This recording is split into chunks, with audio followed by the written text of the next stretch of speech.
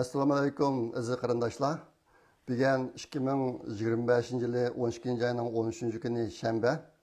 Men Amerikaning Los Angeles shahrida yashaydigan Erkin Sidiq. 2 haftada bir qatim qilayotgan naq maydon videosini hozir boshlayman. Bugun jami 7 cho'ng mazmun bor. Uniki birinchisi burunqidaqlam Uyg'ur Project Fondi va chet eldagi Uyg'urlar haqida. Bugun sizlarga deydigan bir muhim uqtirish bor. O bo'lsa-mu biz kelar yil 9 ayning 19 va 20 kuni shanba yashamiz 2 kun İstanbulda 20 leksiya degan faoliyatni o'tkazmoqchi. Bu faoliyatda maqolasi tanlangan kishilardan 10dan 20 kishi İstanbulga kelib leksiya so'zlaydi. Har bir leksiyaniki vaqti 35 minutdan 30 minutdan 45 minutgacha bo'ladi. Anadan keyin biz buni qadaqlamkan davr va biz degan kitob chiqaramiz. Biz oldi bilan maqolalarni to'plab oldingi 2 yil arjilisi 40 nachadan maqola to'plangan. 40 nachadan maqola to'plandi. Biz maqolalarni yig'ib kitob qilib shu leksiya kunisi İstanbulga yig'inga kelganlarga haqsiz taqdimiz buni. Anadan keyin shu maqolasi tanlangan qarindoshlardan 20 dak qarindoshimiz İstanbulga kelib, shu yerda leksiya so'zlab 2 kun. Har kunisi 10 dakdan leksiya so'zlaydi. Shunga buniki hozirgi vaqtcha dili mundaq.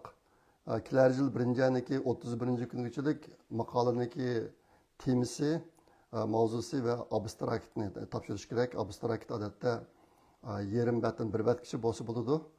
Bu abstraktda shu maqolaniki nima to'liq yozilganlik asosiy mazmunini xulosalab beradigan bir mazmun. Ondan keyin kelar yil 3-ayning 31 kungacha maqolalarni topshirib bo'lish kerak. Biz abstraktni topshirib olgandan keyin bizning bir 3 kishilik bağlash guruhimiz bor. Ular uni ko'zdan kechirib tasdiqlaydi bularni. Shu bağlashni o'tgan kishilar ondan keyin maqola yozishga boshlaydi. Maqolalarni kelar yil 3-ayning 31 kundan burun topshirib bo'lish kerak. 6-ayning 30 kuni, kelar yil 6-ayning 30 kuni maqolalarni kitobga tayyorlab bo'lamiz. Ondan keyin 8-ayning 15 kuni kitob o'zidan tayyor bo'lamiz. Ondan keyin 9-ayning 15 kuni dim burun kitobni bostirib tayyorlaymiz.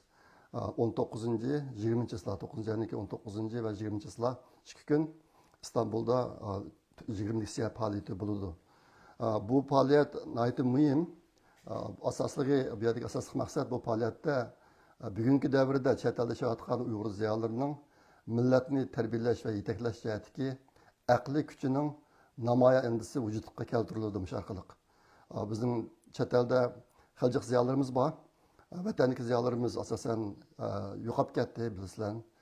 Chet eldagi ziyolilar Uyg'urlar navbatda duch kelgan ahvol, tahdid, masalalar mush yoqda boshqa turib millatni yetaklash. Bu faoliyat ashunaq bir ishni maqsad qilgan endi.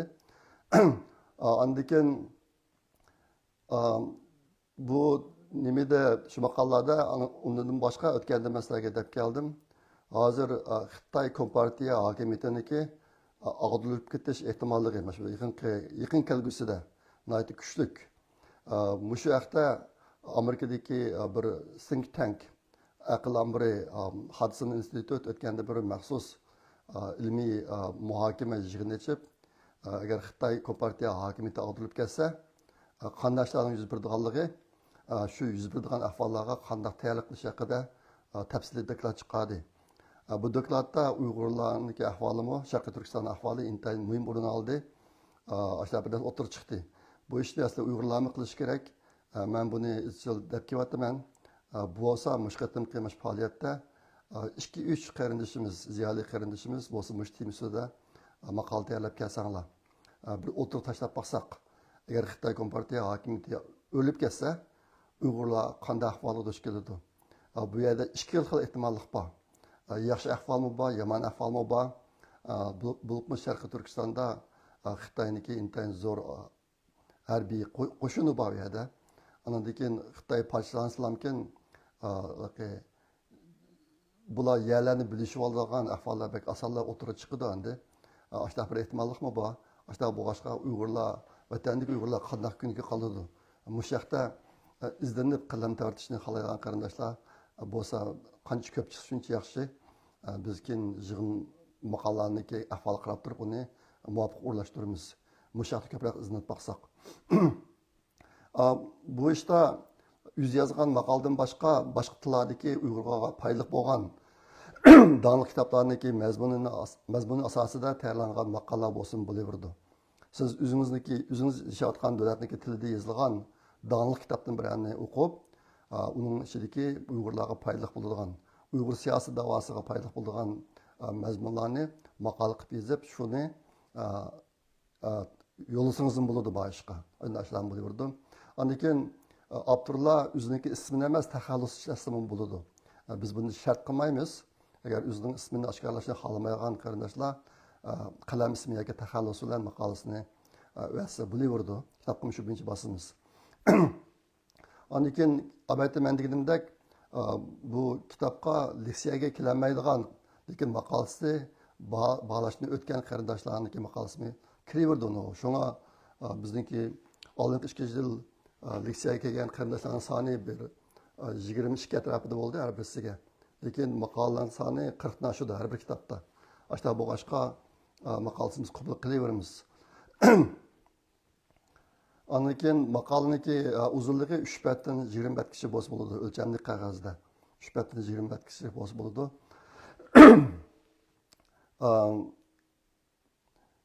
Bu yerda muhim bir ish var men deb qo'yadigan. Hozir chet elda cho'ng bo'lgan yoki chet elda tug'ilib o'sgan Uyg'ur yoshlari Uyg'urcha maqola yozolmaydi.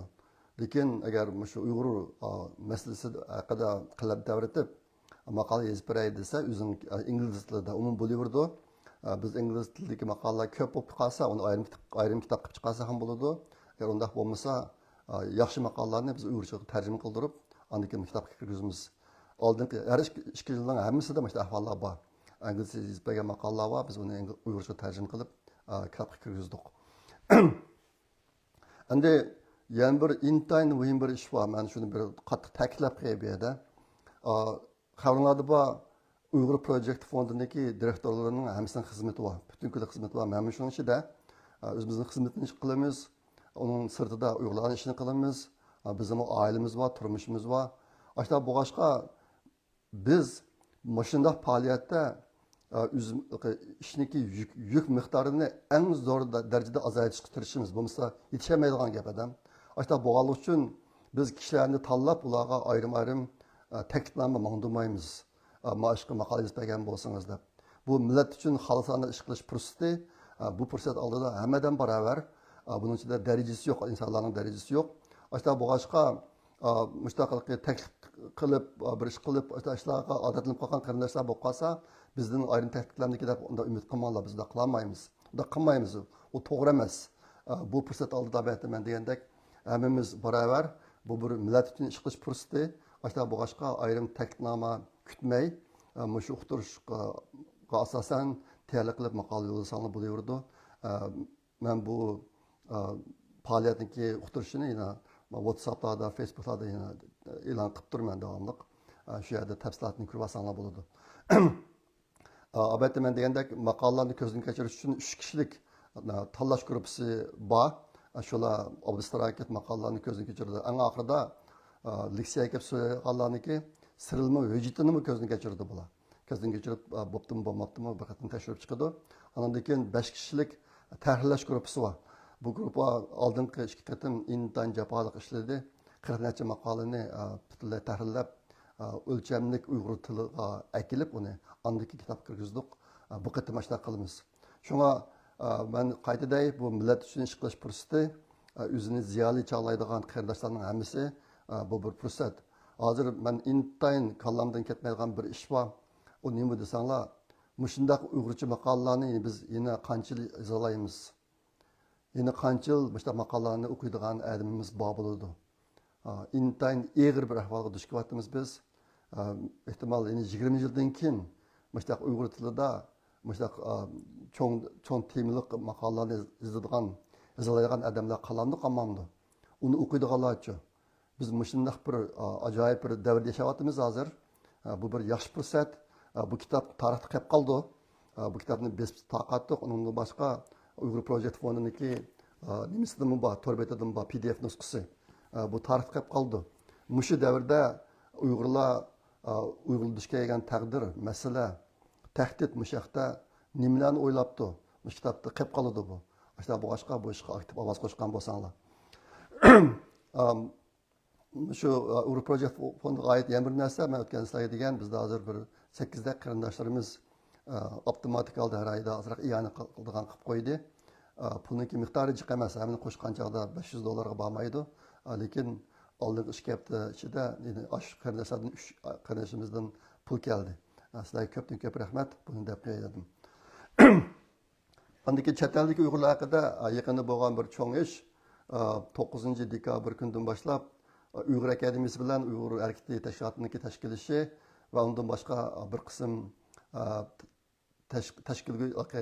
tashkilotlarniki, gruppalarniki, organlarniki hamkorligida Amerika poytaxti Washingtonda Uyg'ur irqiy qirg'inchiligiga qarshilik nomli bir qator faoliyatlar boshlandi.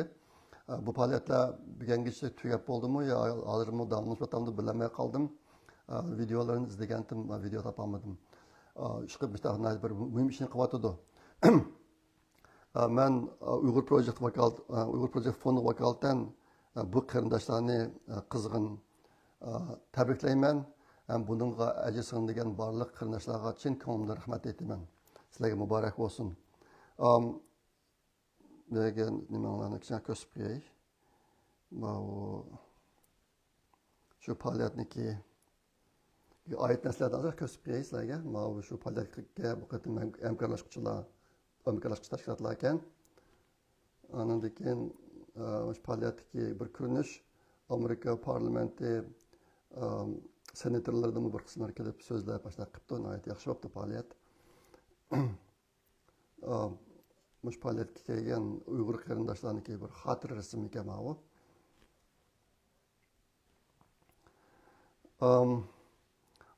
Ondan boshqa yaqinda bo'lgan yana bir ish To'g'raq Ro'yi nomidagi bir Uyg'ur rassomlar guruhi qurilib, ular 11-oyning 8-kunidan boshlab Avstraliyaniki Melbourne, Adelaide qatorliq shaharlarda rasm ko'rgazmasi faoliyati olib bordi. Bu faoliyat nihoyat esli bo'ldi, dog'dog'liq nihoyat yaxshi bo'ldi. Men sizlarga uniki rasm bu narsani xil ko'rdinglar. Bu faoliyatga Germaniyadan Marvoit xonim, Norvegiyadan Akbar apandilar otayat nashaga berib, mush ko'rgazmaniki asosli rasmlarning asosiy qismini bular ta'minlab ashta qilibdi. Ondan keyin Avstraliyadagi Gulnaz Qodiri va Malikazod xonimlar bu faoliyatlar uchun intayin zo'r kuch chiqaribdi. Amanlarga ko'pdan ko'p rahmat. Bu ishni qilayotgan qarindoshlar.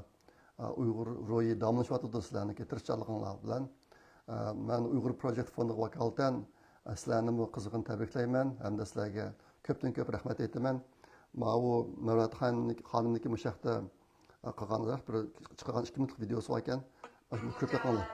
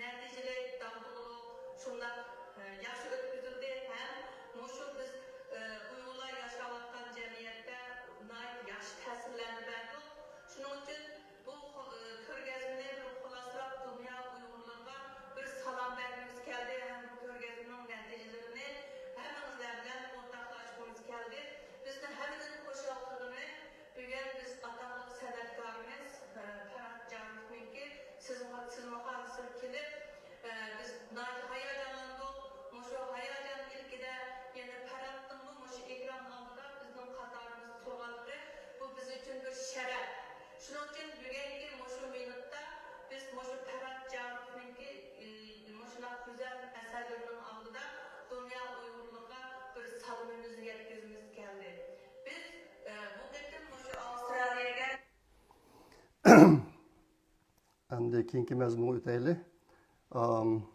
Vatan haqida bir qism videolar bayna sizlarga shuni ozroq ko'rsatib qo'yay. Ba'zilarini ko'rsatmayman. Bir videoda deyilishicha hozir vatanda tozliq qiladigan ishchilarning hammasi uyg'ur bo'lib ketdi. Burun hammasi Xitoyda, hozir butunlay uyg'ur bo'lib ketdi. Ularniki maoshi 1500 so'm atrofida ekan. Agar bir og'rib qolib yoki so'rab bir narsa qilib qolsa, maoshi 1200 yoki 900 so'mga tushib qoldi ekan. Shunday bir video chiqdi.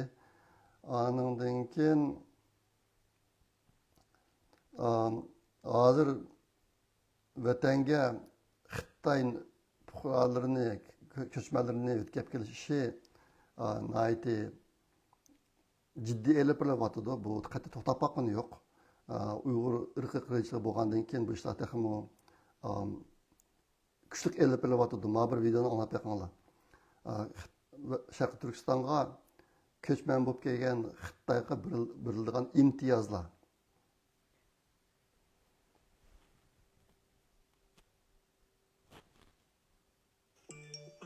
新疆分房子，分40亩地，2年给36000块钱，还给上社保、上医保，还有上五险。孩子从幼儿园到高中全是免费上学，免费吃饭，然后每年还有上学的补助。如果你要感兴趣的话，主页有联系方式。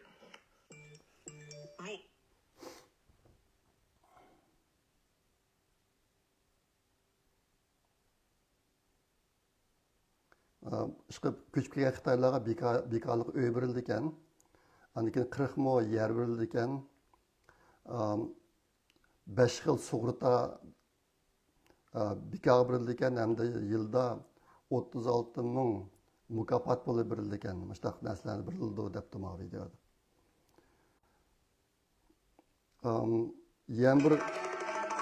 Yana bir videoga ko'zim tushdi. Balasiga sho'rpa kirib ichirayotgan. Qaraganda bu balasi maktabda yetib qo'pib o'qiydigan bola o'xshaydi. Ko'rsam ko'zga to'ra, so'ysam yurakka to'ra, mana bu bolamning ta'mini deydigan ota-ona bo'lmoqchi. Dunyoda qanday kishilar eng chidamlilar so'rsa, men farzand o'tida o't bo'lib ko'yib, suvda suv bo'lib yiqilayotgan shu tirishchan ota-onalar eng chidamliq deb javob beraman. Çünkü ota-ona bo'luvchi farzand uchun hamma bardoshlik beradi.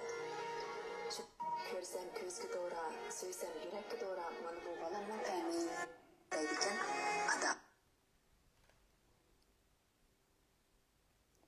Ondan keyin yana bir videoda Ko'rsam ko'zga to'ra, so'ysam ota-ona bo'luvchi 8 yildan keyin ko'rishgan bir ko'rinish chiqdi.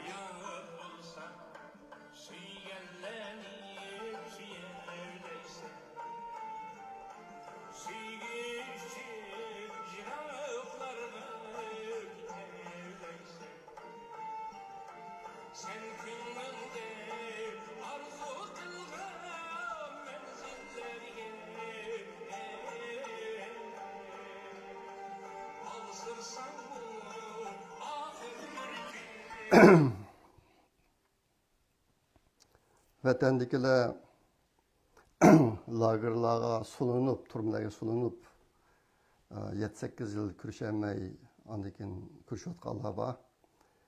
Bizdek erkin dunyoda yashayotganlar.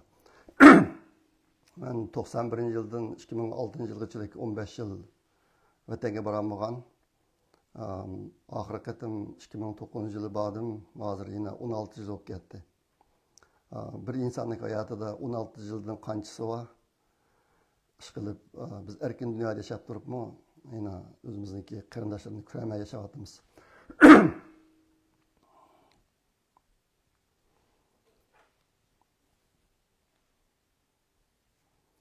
Ondan keyin Uyg'ur qul ishchilarini ko'rsam chiqyapti yana videolari.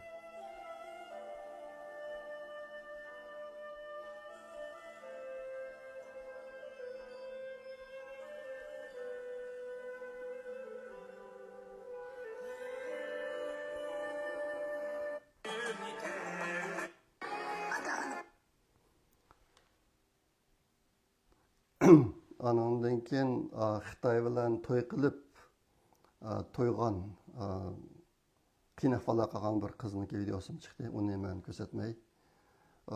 Yana birisi bir yig'in maydonidagi ko'rinish chiqdi.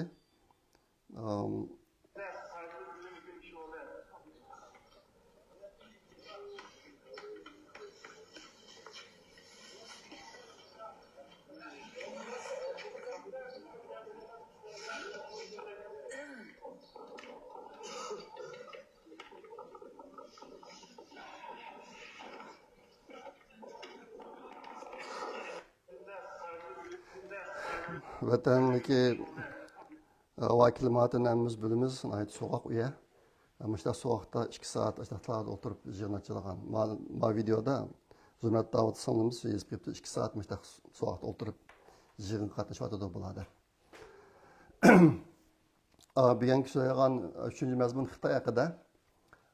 Xitay haqida bir kısım işler çıktı. Xabarlarda var. Ma Xinhui degan Xitayni bu yıl vazifasini evitib, onun o'rniga boshqa bir odam keldi. Ma Xinhui burun olam texnikasi o'rinlarida ishlagan bu. Bizni vatanga boshqa bo'lib berishdan burun. Jami 4 yil ishladi. 4 yil bosh sekretar bo'lib ishladi. Yaqinda buniki o'ylari aqtirilib, yoshda qilib o'zining uyidan ayolniki tuqqanlari bo'lib, aniki bank hisobidagi pul bo'lib 300 milliard yuan pul chiqdi. Ma Xinhuidan 300 milliard yuan pul chiqdi. Şuna bu bir çoğun xabar bo'lib ketdi hozir bu tekshirish ishlari bo'lyotdi. Endi ba'zilar deydi bu Xitoydagi har qandaq boshliq atalgan odamniki uyini aqtsa, nəhayət ko'p miqdorda pul chiqadi. O'tganda bir qanchasining uyidan necha tonna pul chiqqan naq pul. Bular chandırib qo'ymayman deb uyga naq pullarni yig'ib oldi ekan, necha tonna pullar naq pullar chiqqan dedi. Hozir endi ba'zilar deydi bu Müştak çiriklik başlar özü pulun tıkılıp devletin pulusu yok. Hem hükümet orunları qarz maaşını taqtanmay o bulup Xitayda hazır iqtisadi krizis intayin eğir. Bazen şu Xitayning işidin axborot uçurları ilişkilerden kişilerin deyişçe Xi Jinping'ninki vaqtini yil bo'yicha emas, oy bo'yicha hisoblash kerak degan gaplarni o'tirib chiqdi yaqinda. Demakchi o'g'ini oy bo'yicha hisoblash kerak deganini bir yil qolmay o'riladi degan gaplar o'tirib chiqyapti. Bu yaqinda ko'rilayotgan bir cho'ng masala. Burun Xi Jinping o'zining dushmanlarini chiriklikninki banisi bilan tutgan bu. İntanchi qadamlarni sulidi. Ashunday tutgan hozirgi yaqindagi bir bujetdagi bir yangilik nima desa, Xi Jinping o'zining dushmanlarini emas, manga sodiq emas degan kishilarni tutishga boshlaganligi bilinyapti. Bo'libmi o'tganda Xitoylarniki harbiy komitetiniki muavin raisi nima Zhang Youxia Xi Jinping bilan o'qitalishyapti, tepishayapti degan gaplar bo'lgan. Hozirgi alomatlarga qaraganda Zhang Youxia Xi Jinpingni tepishmaydi ekan. U dushman emas ekan. Hozir ham Xi Jinpingni tutayotgan odamlar butunlay boshqalarga o'zgaryapti. Masalan, kim shu? Ma Xinhui bilan Xitoy harbiy komitetidagi muavin raisi He Weidong ikkisiniki birlashib ish olib borgan taraflarim bor ekan. Hozirgi umumiylik ahvol nima desa, Xitoyniki yuqori darajalik rahbarlarining ichida Xi Jinping o'lib tushsa, bular Xi Jinpingni agar Xitoy Kompartiya hukumati o'rilsa, qandaqdir uni qutqizish yoki Xi Jinpingni qutqizish bu jihatda ish yapolmay, Xi Jinping hozir o'zi men bilan yaqin deb yurgan odamlarmi. Bularning hammasi o'zini qutqizish kuyugi chiqib ketdi. degan gap nayt eg'ir bo'lyotidi. Yaqinqi bayqalgan narsa Ma Shingri bilan He Weidong ikkisiniki birlashishi endi. Shi Jinpingga qarshi oldi. Ma qatimki uning tutilishida mushlar nayt cho'ng sabab bo'ldi deyilyotidi. Xitoyniki tarixida ma'muriy boshliq bilan harbiy boshliqniki birlashishi nayt qattiq cheklangan. Nimishqa desa, ma'muriy boshliq bilan harbiy boshliq birlashib olsa, huquqniki eng yuqorisida o'tirayotgan kishini asallam yiqita oladi bular. Ashta boshqa bu Xitoylar an'anaviy jihatdan bunday ishlarga intayin sezgurka. Chunki bu qatim Ma Shingri bilan He Weidongniki birlashib qolganligi pashib qilishi Shi Jinpingni qattiq cho'chitibdi. Shunga hozir u biroz gumoni va o'ziga sodiq emas deb o'ylaganlarni tutishga boshlab o'tiribdi. Endi abaytaman deganimdek bu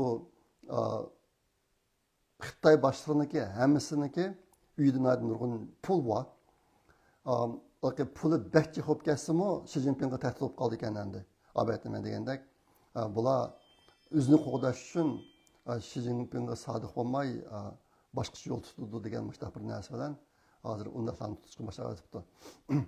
Mana bu Avstraliyada Yuan Hongbin degan bir doktor kishi bor, Yeshchong. Shi Jinping bilan tang odam, ayni vaqtda Tsinghua universitetida Shi Jinping bilan bir vaqt o'qigan bular bir-birini bilishadiganlar. Bu Yuan Hongbin apandi keyin Avstraliyaga chiqib olgan. Yaqinda o'sha odam egallagan bir qism uchurlar o'tirib chiqdi. Endi bu uchurlarning hammasi uning Xitoyda manbasi bor. Shu manbadan olgan uchurlar, lekin uni %100 to'g'ri degil bo'lmaydi. Yaqinqi vaqtlardagi bir o'rtaq ahvol nima desa, farazlar to'g'ri chiqmaydigan ahvol intayin eg'ir hozir. Har qism Xitoy kompartiyaniki og'dirilganligi, u haqida Shi Jinpingniki yiqilganligi haqida har xil farazlar o'tirib chiqib bordi. Lekin oxiriga kelganchada u asli farazdikidek bo'lmayotdi ishlar. Madam taqatquga qilgan odam emas, uni aytdi asosi bilan qilgan odam bu odamning deyishicha, agar hozir yaqin deganligan ahvol ekan o'ziniki, agar Xitoyda bir cho'ng ish yuz berib qolsa, masalan, Xitoy bilan Tayvan o'rtasida urush portlab, Xitoy o'tirib o'tish ehtimolligi bor bo'lib qolsa, shu vaqtda Xitoyniki harbiy qo'shin ichidagi nurg'unlar harbiy o'zgarish qiladi deydi. Hozir ro'yi holati ashlab bir holatda. Bularda Shi Jinpingga bo'lgan sodiqlik yo'q, fursat kutyotdi. Agar salla qilam qancha chiqsa, hozir Xitoy ichidagi harbiy qo'shinlarda harbiy qo'zg'olon qilish, harbiy o'zgarish qilish ehtimoli intayin kuchli edi. Yaqinda chiqqan yana bir muhim xabar va uni mushadam yetkazdi. Bu yil 11-oyning 20-kuni Xitoyniki markaziy hukumati yuqori darajali kadrlarga bir doklad taqtibdi. Bu doklad hozir Xitoyda bu qilish ehtimoli bo'lgan bir cho'ng krizis haqida ekan. Bu qanday doklad ekan, hozir Xitoyda bir qism tashkillangan bir inqilobiy partiya degandek bir narsa bor ekan. Bu partiya Xitoydagi 300 milliondek insonlarga chaqiriq qildi. Nima chaqiriq desanglar, kelar yildagi Chag'an bayramida qo'zg'alib, Xitoy amaldorlarini tutib, ularniki uyiga tiqib olgan pullarini tepib chiqib, bu pullarni xalqqa taqdim berish. Ular deydi, bu qonunliq ish, ular bu pul ular ishlab topgan emas, saplam chiriklik bilan yig'ilgan pullar. Shunga biz uni tortib olib, xalqqa qolsak yo'lliq deb, shu 300 milliondek odamga qilingan chaqiriq ekan bu.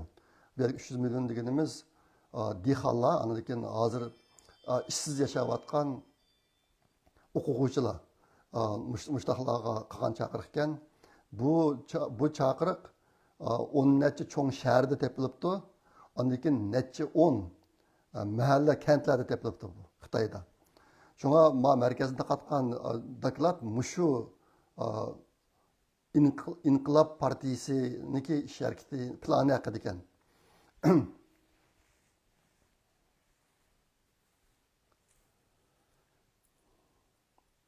Shunga bu bir cho'ng xabar. Agar endi hozir buni bayqab bo'pti, bayqab shuni oldini olish uchun harakatga o'tib bo'pti endi. Keyincha qanday bo'lib ketdi uqilmaydi. Herhalde Xitoyniki ahvoli intayin xatarlik herhalde. Kompartiya hukumatining ahvoli. Agar biror yerda bir sarangida o'tay qilsa butun Xitoyga tutishib ketadi deb o'ylayman men. Hozir Amerikaga taqabul turish uchun Xitoy intayin kuchli ko'rinyotadi. Harbiy jihatda bir qism jihatlarda. Lekin Xitoyda intayin vayron bo'lib ketdi puhrasi. Hozir biz cho'ng shahar Shanxay degan yerlarda oqshimsi ko'chalarga chiqsanglar, ko'chalarda yo'lning bo'yida ko'rxin ostida uxlayotgan odamlar. Ularniki jon beqishi intayin qiynalib ketdi. Xitoy hukumati ahvolning bunday bo'lishi bilan kori yo'q. Bütün diqqatini Amerika'ya taqabul turishga qaratib, puhralarniki zulmini intayin ig'lashtirib boradi.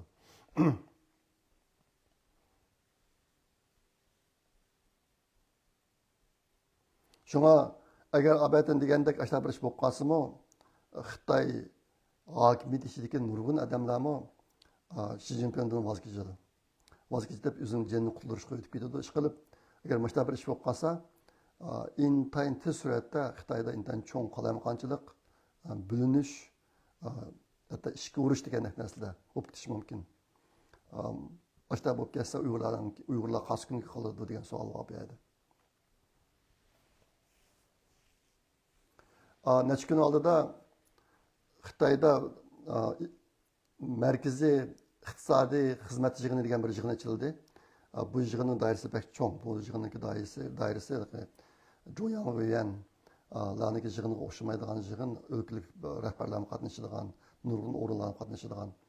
Bu yig'inda Xitoylar o'ziniki 2026 yildagi iqtisodiy planlarini o'tirib qo'ydi. Asosan umumyuzlik loyihalanishi bu planniki. Amerikani ajizlashtirish, Amerikaga taqabul turish butunlay shuni maqsad qilgan. Hozir kishini umidlantirgan ishlar bek og'ir. Xitoy uchun Amerika birinchi dushman. Bu yezig'liq Xitoyniki daftarlariga. Xitoy kompartiyasining nizomnomasida bor. 49 yildan boshlab oshkora chiqib turdi buni.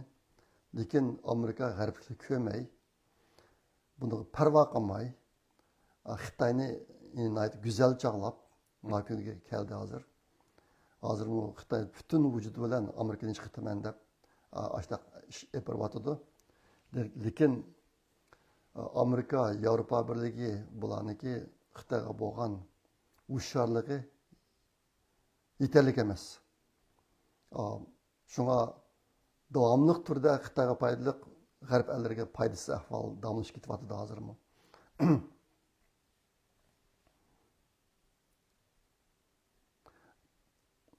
Bu Xitoylarniki yaqinda bir narsani e'lon qildi.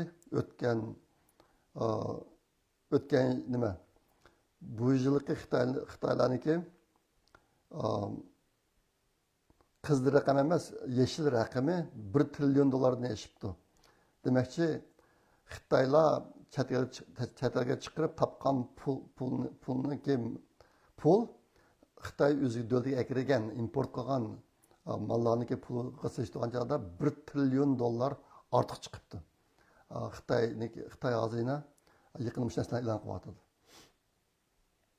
Hozir Xitoydagi eng cho'ng ishlarning birisi uy mulk bozoriniki vayron bo'lishi, yaqinki markaziy iqtisodiy xizmat yig'ini, yig'iniga ahvollarga qaraganda Xitoy kompartiya hukumati uy bozoridagi uy bozoriga bo'lgan diqqatini butunlay boshqaga yo'tkagan.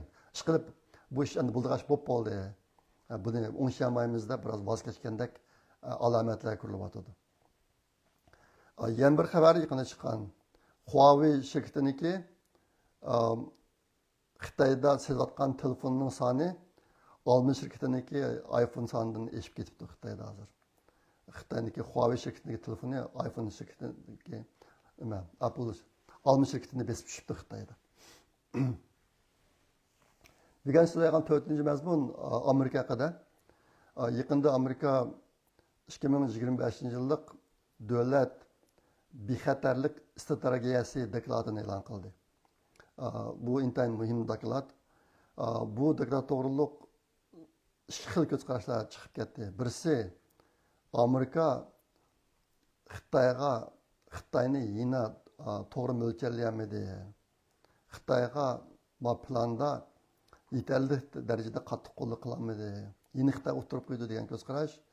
Yana bir ko'z qarash bu qatimki Amerikaning bu qatim tuzgan strategiyasi asosan Xitoyga qartilgan. Qanday qilib Xitoyni joylash shuni qartilgan degan ikki xil ko'z qarash bor. Bu qaysi qandaq buni keyin vaqt isbotlaydi. Masalaga shu strategiyaniki bir qancha nuqtalarini deb qo'yay.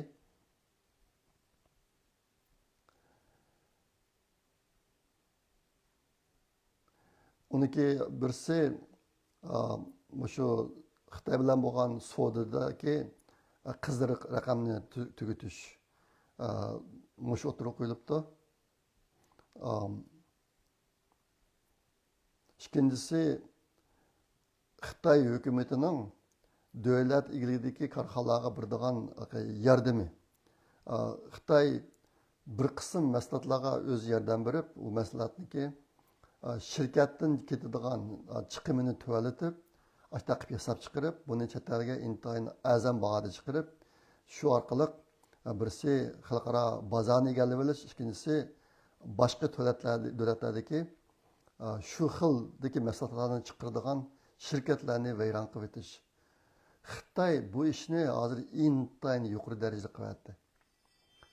Sizlarga deb kelyapman, dastlabda xizichiye deb tinchopon vaqtlarni o'tirib chiqarib bu gapni.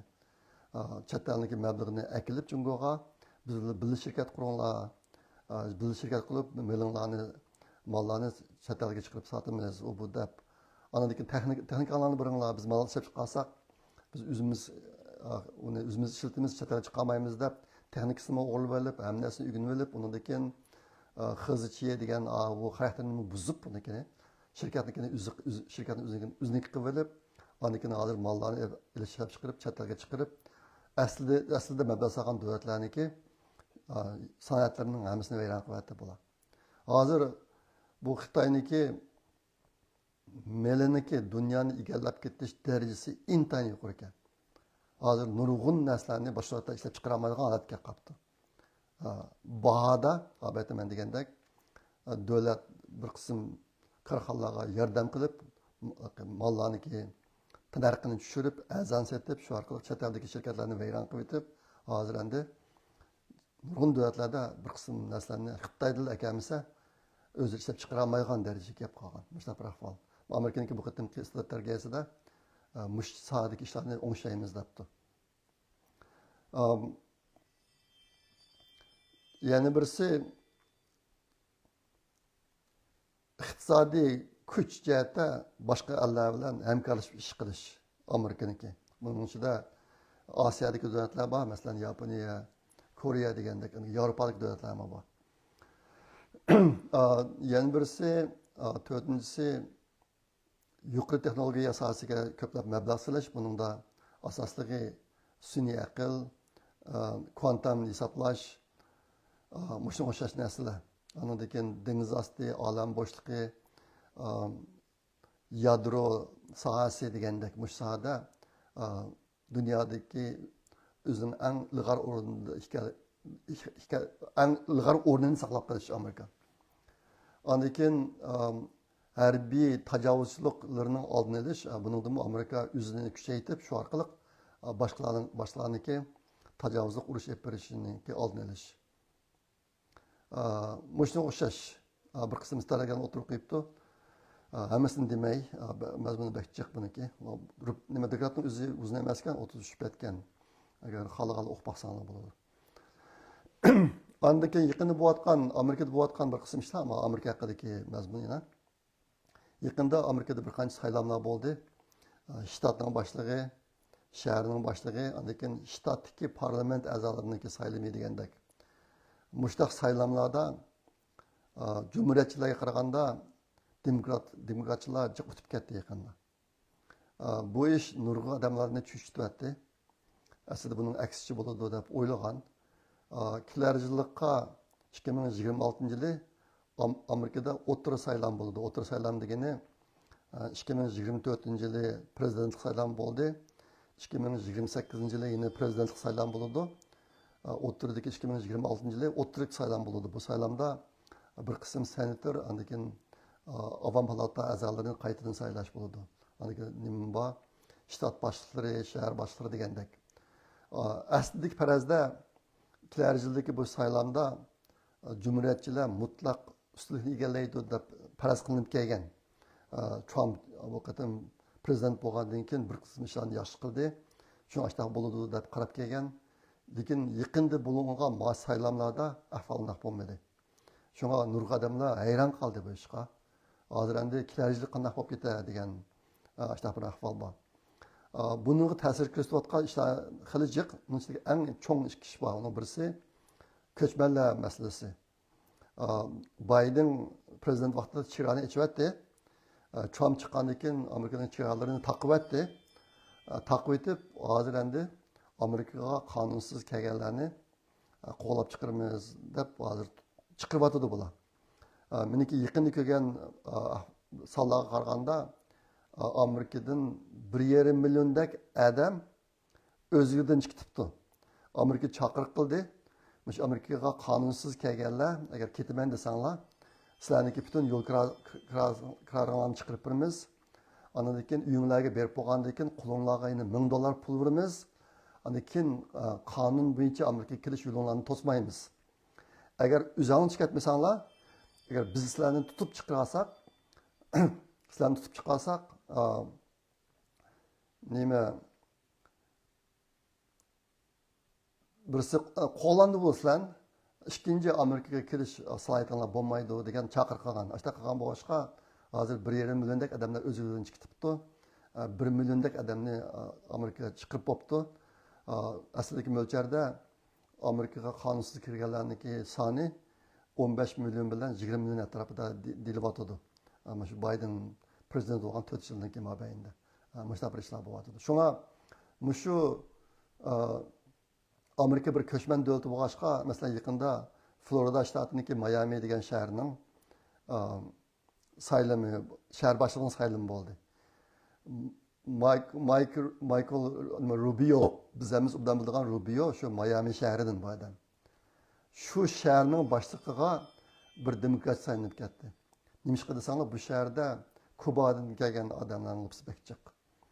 Ularning hammasi hozir qanunsuz kelganlarni chiqarib ishlarida biroz rahatsizlik his qilib, shuning bilan mush cho'ng ta'sir ko'rsatdi deyilyapti. Yana birisi shu mol bahasi jihatda aslida Trump chiqqandan keyin jiq yaxshilanish bo'ldi degan biroz yaxshilanish bo'ldi, lekin bir qism yemeklarniki bahasi to'xtamay o'syapti Amerikada. Ashta bo'lg'achqa kishilar bunga norozi. Aslida o'zi umid qilgandek bo'lmagandek ahvol. Shuning bilan Trump hukumatiga bo'lgan norozilik xil kuchli endi. Mush narsa ig'ir ta'sir ko'rsatyapti, deyilyapti. Andan keyin shu ABTM degan davlat bexatarlik strategiyasi va boshqa bir qism siyosatlar. Bu Trump hukumati islomiyni Xitoyni maqtab, Xitoy bilan Ruslar bilan birlashishga tirishib, Yevropadagi do'stlarini bir yoqqa qarib ular bilan jiroqlashib, ashtaq bir ishlar bo'lib ketib qoldi hozir. Shu boshqa davlatlar bilan munosabatda. Buningda kishilar norozi. Ish qilolmaydi bu Trump hukumatiga fursatlar bo'lsa, Xitoyni maqtaydi hozirmi. Xitoyni faqat bizning dushmanimiz demaydi. Yana strategik raqobatchimiz deb atab qilyapti. Ishqilib bir qism ishlar bor. Odamni intayin rahatsizlantirdi. Hozir bu xil ahvol Amerika xalqidami, dunyo xalqidami bor, Yevropada masalan. Bu Trump diktatorlarga bak amroq ekan. Xi Jinpingga o'xshash Şimali Koreyaning boshlig'i Putin degandeklarga.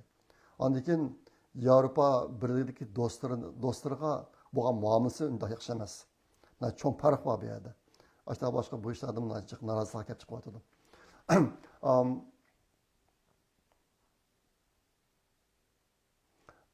Yana bir bo'lgan cho'ng ish o'tgan hafta Amerikaniki Federal G'azna, Federal Reserve degan o'rni o'simni yana 0,25% tushdi. Boshqa qilib bu yil Trump chiqqandan keyingi o'simlik tushishi jami 1,75% bo'libdi. Shuncha tushibdi. Hozirmi 30 yillik uy qarziniki o'simi hozir 6,3% atrofida bo'ldi Amerikada. Biz uy vaqtida 7% yoki unda yuqorida endi. Ashtaraq tushdi. Bu jihatdagi ilgirlash aslida kishilar faraz qilgandek tez emas. Bu bir norozilikni keltirib chiqayotgan bir ish endi. Yaqinda Amerikada chiqqan yana bir ish oltin viza kartısini taqish ishini Amerika biraz tezlashtirdi. Bu nima ekan desanglar,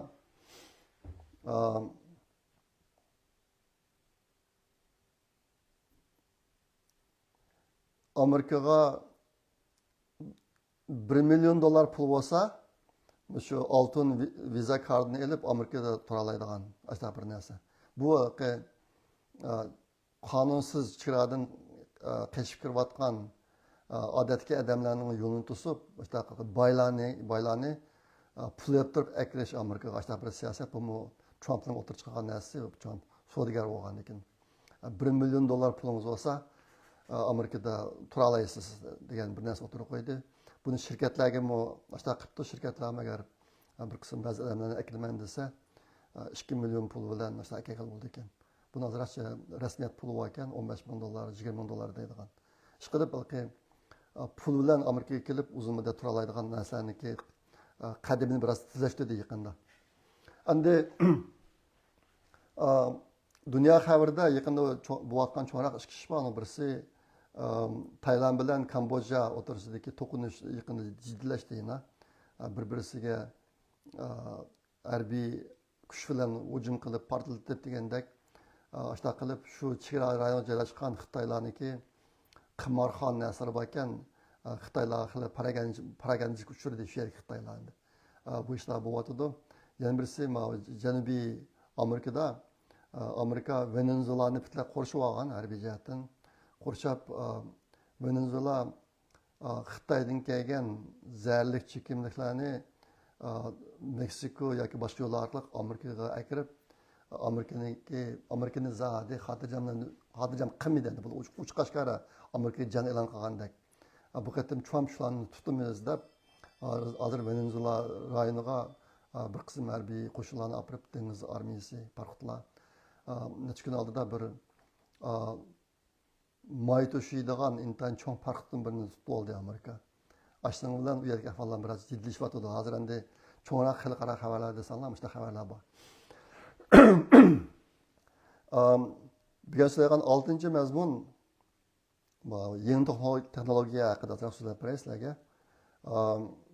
2022-yili NASA bayqagan tashqi planetalarniki soni 5 mingdan oshgan 2022-yili.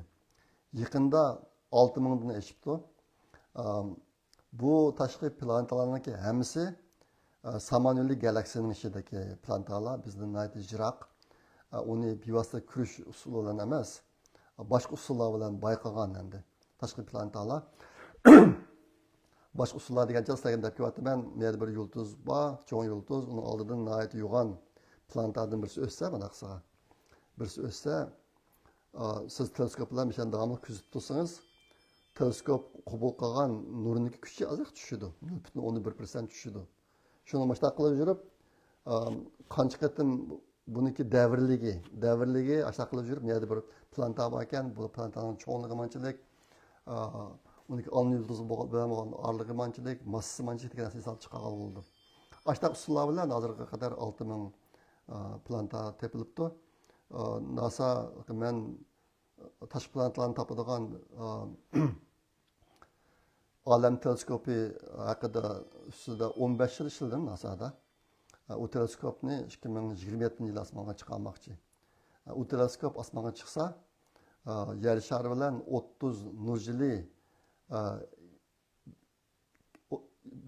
yer shari bilan bo'lgan orlig'i 30 nur yili keladigan shu doiraning ichidagi bir qism yulduzlarning atrofini aylanayotgan planetalarni tepib, shu an tekshirmoqchi. U yerda odam yashash mumkinmi, mumkin emasmi degan. Shu narsani tekshirmoqchi. U chog'dagi u teleskop tashqi planetalarni bevosita ko'ra oladi. Hozirgacha unday narsa yo'q dedi 2027 yildan keyin. Aşağı bo'tadi. Yana bir ish. Hozir koinotdagi quyosh nuri kainot olam boshlig'idagi quyosh energiyasi degan bir hukm bor. Buni tez taraqqiyotida space-based solar power. Space-based solar power deydi buni. Buningdan 20 yillar burun men NASAga xizmat qilib 2 yildek bo'lgan vaqtimda mening bir yaqin Yahudi do'stim bor. Meniki tarjimalimni qo'ygan qarindoshlar biladi buni. İsmi Alex Jacobson, o'zi Yahudi. Meni birinchi qatam xizmatga olgan odam shu. Men birinchi xizmatda shu odamning shirkatiga kirgan endi. Shundan keyin ikkimiz do'st bo'lib o'tyapmiz. Bundan 20 yil burun u menga bir narsani taklif qilgan. Erkin ikkimiz bir shirkat qo'yaylik. Kun nuridan osmonda tok chiqarib, u tokni osmondan yerga tushagil bo'ladi. Men bu texnikani bilaman. Bütün texnikani ishlarga men mas'ul bo'lay. Sen shirkatning boshlig'i bo'lib, general manager. Sen general manager bo'lib bo'lgan, men texnik ishni qilay. Mashtaq bir shirkat qo'yaylik. Bu ishlar keyin betaraq ketadi deb shu degandi. Men o chaqda NASAga xizmat qilib 2 yildan bo'lgan. Undan burun yangi qurilgan shirkatlarda ishladim men chiqadim. O shirkatlarda ishlab pulning dardini bektatib ketdik. Davomliq dakidikida mapul tugab ketsa keyin yangi pul kirami, mablag' solgan pullar kirmasmi, kamiz qanday qilamiz deb kirni jilg'isida men 3 yil ishlagan bir shirkat taqilib ketdi orliqda. Taqilib ketib o şirket keyin aslında onu qurgan tayvanlik odamdi. O şirkatda men texnik jihatdan aytib muhim rol o'ynagan. Rol o'ynab keyin erken Amerikadagi shirkatimizni taqmoqchi, taqab Tayvanga ko'chirib ketamiz. Agar xohlasang shirkatniki 1%ni sang berayli, Tayvanga berib ishla degan menga. Deganda yo'q, men Tayvanga borgan qaraganda yurtimga ketganim yaxshi, bormayman deb bormaganman. Ashtaq yangi qurilgan shirkatlarda ishlab tuyib ketgan. Tuyib ketib, NASAga kirib, endi yo xotirjam bo'lgan bo'ldim desam, 2 yildan keyin Alex ashtaq bir shirkat quraylik deganda qiziqmadim. U yangi shirkat qurib mandamoq bak tez. Men undan o'qimagan, men shirkatga qurilish qatnashib boqqan endi. Shuni yoqtab olmadim. Hozir endi mush texnologiya taraqqiy qilib, hozir tekshirsanlar Amerika, Yaponiya, Avrupa Birligi shu qism davlatlar mushu texnikani amalga oshiradigan shirkatlarni qurib mandiryapti hozir. Rasmiy shirkatlar bor. Bu ishni aytib jiddiy olib beryapti. Shunga space-based solar power. Men o'tganda shirkat qilayotgan bir ishni tapagan u ish quyosh nurini aynak orqali yer yuziga bevosita tushiradigan texnika. U nurni o'zini tushamak tas emas, lekin nurni tushirib qo'yishlik quyosh nuri kengayib ketadi. Masalan, 50 metrlik bir aynakda yerga nurni tushirsangiz, u aynakda ko'tarib menayotgan sun'iy amroniki yer shari bilan bo'lgan orlig'i 600 kilometr kelib qolsa, u kunniki sho'lisi yerga 5,5 kilometr cho'nlik tushadi. 50 metrlik aynakdan tushgan kunniki nuri 5,5 kilometr cho'nlik bo'lib ketadi. Boshqa nur ajizlab ketadi. Ashta qilib quyoshning nuri bilan barobar keladigan nurni yerga tushirmak anchasini emas, u bir texnika. Ma yangi texnika qanday desanglar, yangi texnika osmonga sun'iy amro chiqarib, u Sunniy Amroga naiti cho'ng cho'ngdagi kun nuridan tok chiqaradigan taqtaylarni bekitib unga shu orqali kunning nurini tok aylantirib tokni mikro to'lqinga aylantirib andan keyin mikro to'lqinni osmondan yer yuziga tushirish mushta texnika hozir buni xili jiddiy olib boryotidi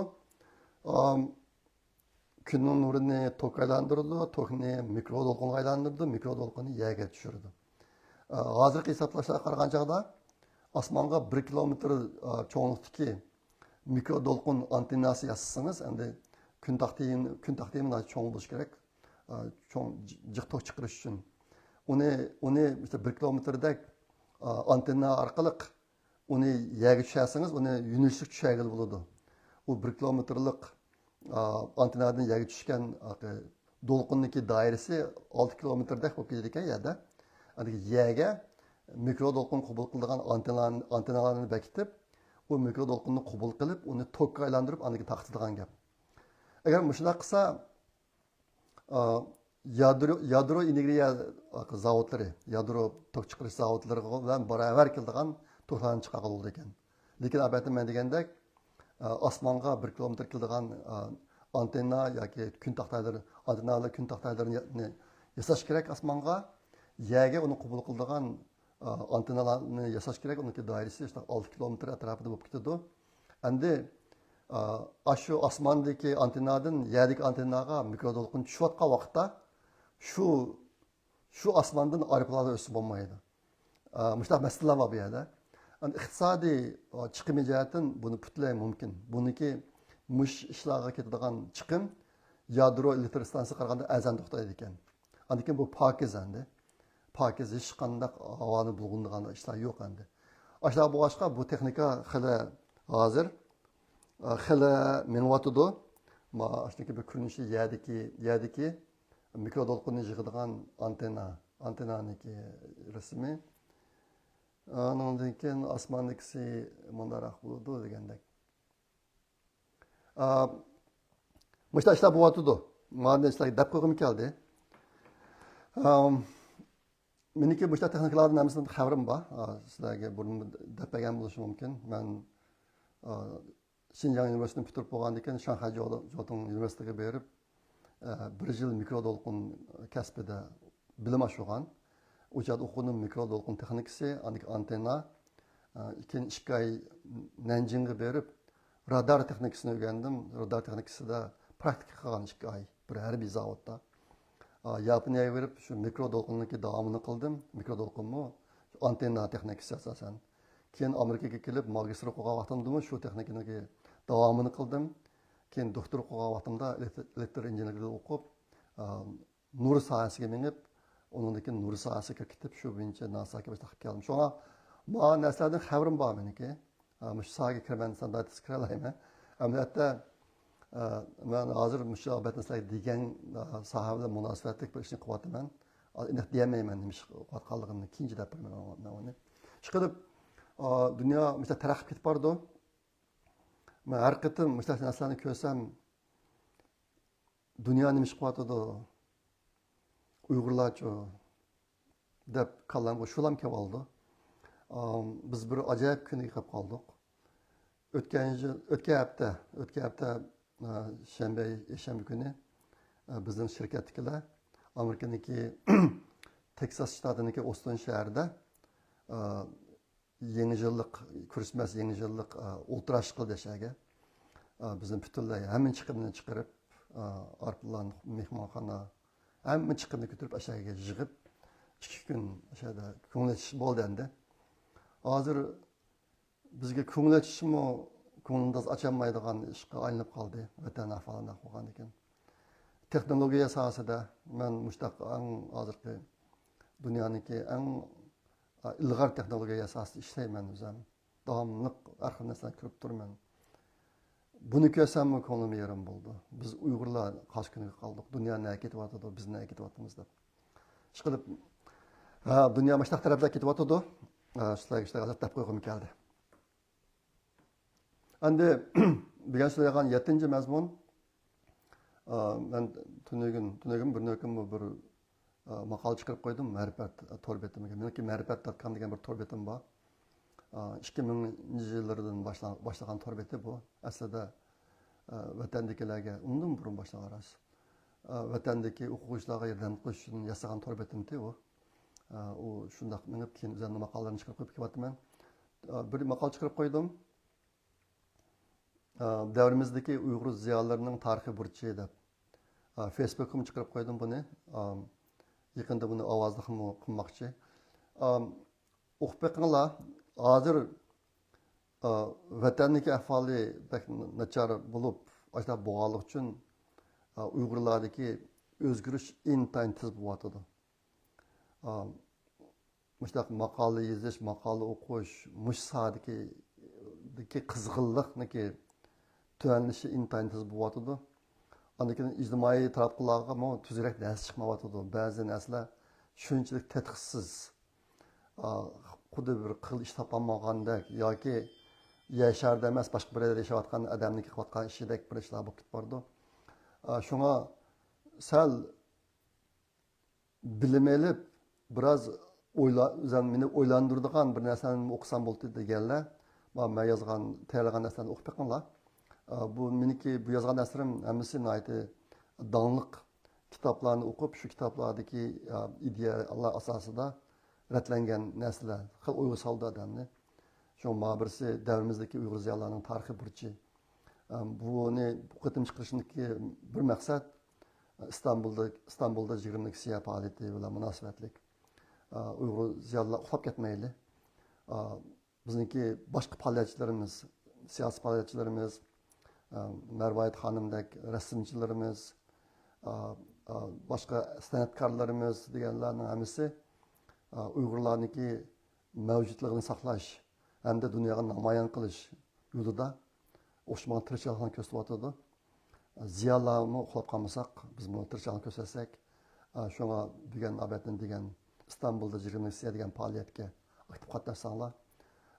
Menikini burungi boshqa maqolalarim bor. Yaqin yana bir maqol chiqdi. Hukmronlik va qarshilik degan. Hukmronlik va unga taqobil turish san'atlari degan maqola. Undan burun saq qolg'uchilarniki xarakteri, Finlandiya mustaqilligidan Uyg'urlarga nazar, Hadiston doklati haqida, tarixning savoqlari, Kangas xonim va men, G'arbning navbatdagi Uyg'ur fojiasi haqidagi tushanchalari va taklif fikrlari, Uyg'urlar o'z taqdirini o'zi belgilash huquqiga ega, o'zimizni qutuldirishda foydalanishga bo'ladigan qanday yo'llar bor. Bu meni yaqinda bir necha yil ichida tayyorlagan maqolalarim. Hammasi ma'rifat tor betida bor, ma'rifat.com tor betida. Shunga millat ustida biroz o'ylanib, biroz izlanay. Bizniki hozirgi ahvolimiz bilan munosabatlik bir yo'lda izlanay deydigan qarindoshlar bo'lsa, maqolalarni o'qib ko'ngillanishimcha. Xudoyim bilsa, men bunday narsalarni yozishni, tayyorlashni bunday davom ettiraman. Oxirida shu narsalarga deb qo'ygim keldi. Bu tamsa bugungi mazmun bu shunchalik bo'lsin. Kilar qatim kirishga omon bo'linglar. Xayr, xush, Allohga omonat.